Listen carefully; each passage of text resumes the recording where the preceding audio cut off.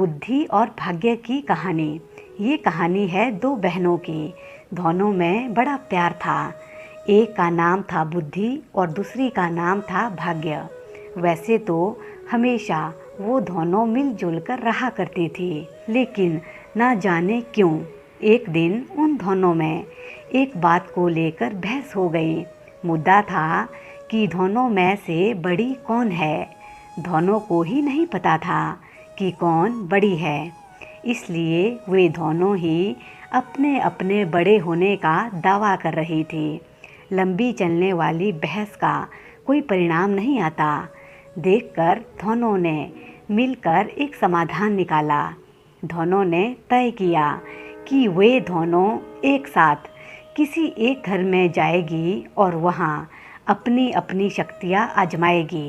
दोनों चलते चलते एक किसान के घर तक आ पहुँची। इस किसान के घर में उसके दो बेटे रहते थे। दोनों ही किसी परीक्षा की तैयारी कर रहे थे।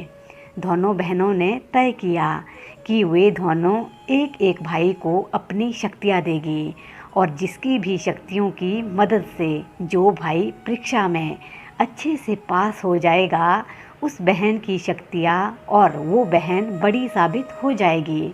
बुद्धि ने अपनी शक्ति किसान के बड़े बेटे को और भाग्य ने छोटे बेटे को दी। अब बड़े बेटे को बुद्धि की कृपा की वजह से पढ़ाई में काफ़ी मन लगता, इसलिए वो घंटों तक पढ़ता रहता। किसान का छोटा बेटा, जिसके ऊपर भाग्य ने अपनी कृपा बरसाई थी, वो बिल्कुल पढ़ता नहीं था। जल्द ही वो दिन भी आ गया जब बड़े भाई और फिर छोटे भाई की परीक्षा होनी थी। बड़ा भाई, जिस पर बुद्धि की कृपा थी, उसने जब अपना पेपर देखा तो बदनसीबी से सभी वही सवाल आए थे जो उसने पढ़े नहीं थे या वो पढ़ नहीं पाया था। अगले दिन भाग्य की कृपा के साथ छोटा भाई परीक्षा देने गया। भाग्य उसके साथ था, इसलिए उसके पेपर में सबसे आसान प्रश्न पूछे गए थे, लेकिन सब व्यर्थ था क्योंकि उसने कुछ भी नहीं पढ़ा था।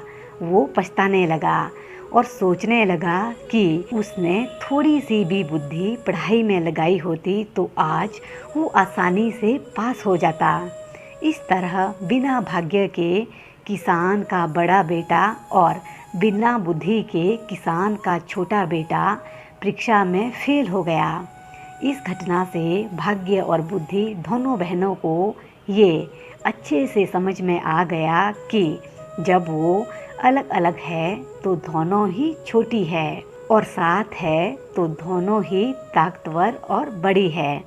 बहुत ही सरल बात ये कहानी हमें सिखाती है कि हमें भाग्य और मेहनत दोनों को ही अहमियत देनी चाहिए। ये थी एक कहानी। आपको कैसी लगी ज़रूर कमेंट बॉक्स में अपनी राय दीजिएगा। धन्यवाद।